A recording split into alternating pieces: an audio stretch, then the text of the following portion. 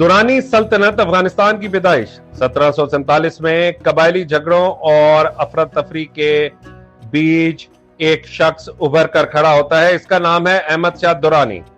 इसने पश्तून कबाइल को एक परचम के नीचे जमा किया। इसकी क़यादत ने अफगानिस्तान को पहली बार मुल्क की शक्ल दी।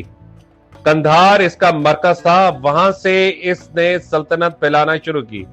मशहद ईरान में, कश्मीर हिंदुस्तान में और कराची के करीब समुंदर तक ये वो दौर था जब अफगानिस्तान दुनिया का एक ताकतवर खिलाड़ी बन चुका था। मगर यह सल्तनत अहमद शाह की जाती करिश्मे पर कायम थी। जैसे ही वो दुनिया से रुखसत हुआ, कबीले फिर से लड़ पड़े। इक़्तिदार की जंग शुरू हो गई और वो इत्तेहाद बिखर गया जिसने अफगानिस्तान को बनाया था।